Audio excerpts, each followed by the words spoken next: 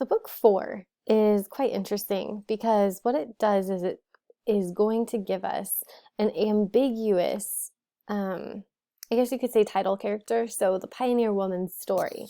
And we get to try to figure out, well, who is the pioneer woman that it's referring to? And I want you to kind of speculate about that as I'm going through this lesson. So at the beginning, the first two chapters, Jim comes home from school in Lincoln, and he returns home.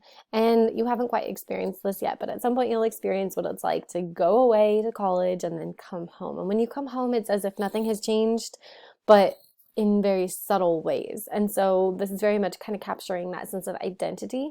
And Jim is wondering, how have I changed? How have people changed? What is my place now? His grandparents look older. The neighbors, the Harlings, are still there doing what they've always done, but some of the kids are gone. And then there's this sense that everyone begins to utter the phrase, poor Antonia. Well, what had happened to Antonia? She went away to marry Larry Donovan at some place where he was working, and he had deserted her. And now there was a baby, and this was all that I knew. He never married her, Frances said. I haven't seen her since she came back. She lives at home on the farm and almost never comes to town. She brought the baby in to show it to Mama once, and I'm afraid she settled down to be Ambrose's drudge for good.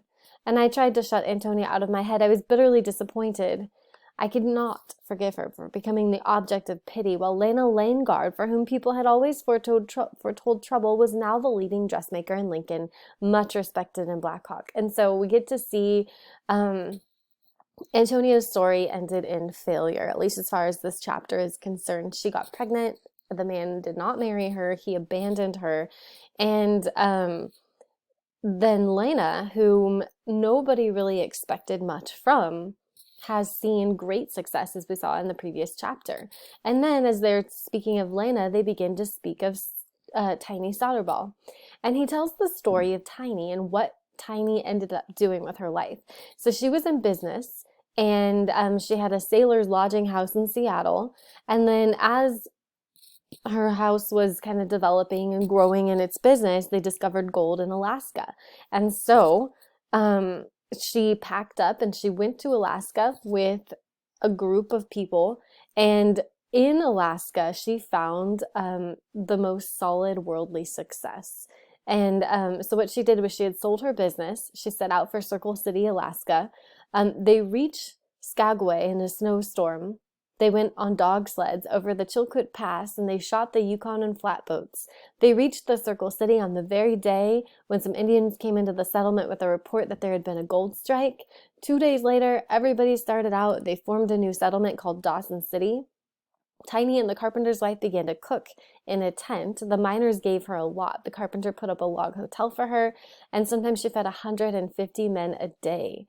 And so Tiny has a boarding house for sailors in Seattle. Then she moves to Alaska with strangers into the middle of nowhere, into a mining community. She sets up a hotel there and serves up to 150 miners a day, cooking, cleaning, washing, with only one other woman for 150 men.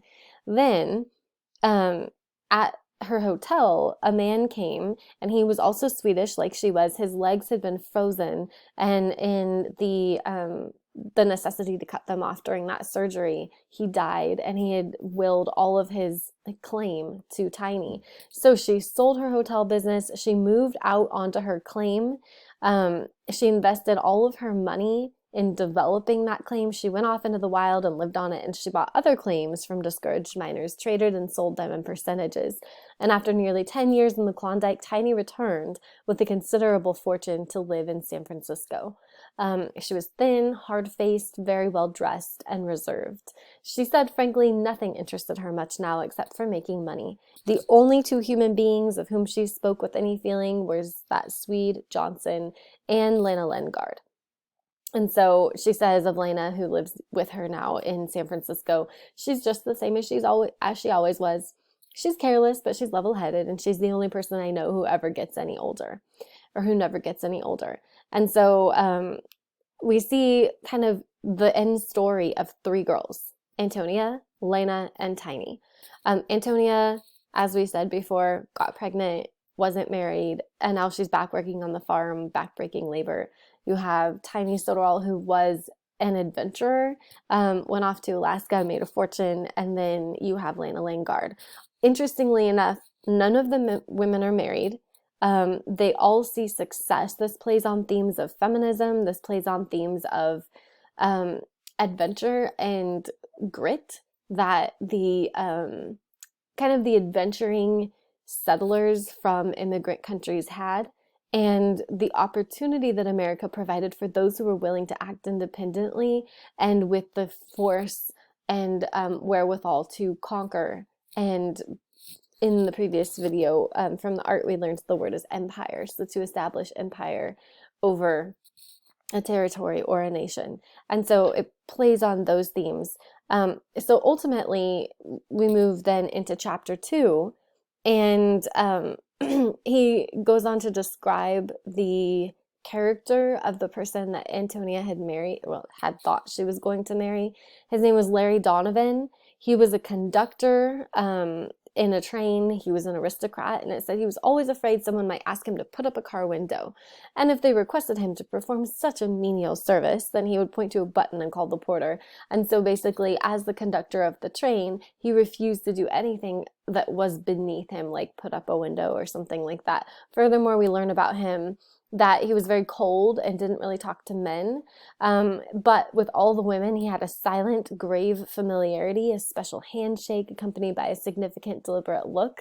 He took women, married or single, into his confidence and walked them up and down in the moonlight. So he was like a ladies' man. And Antonia fell for it, and we don't quite know the whole story yet. We're going to get into that with chapter 3. So what's the takeaway from the beginning of this book? In homework that you have due on Friday, well, it will be assigned for your Friday work. You're going to be analyzing characters, 6 different characters, and looking at what they reveal about human nature. So if we've just looked at 4 characters. We looked at Antonia, Tiny, Lana, and then Larry Donovan. And what does each of those characters say about human nature?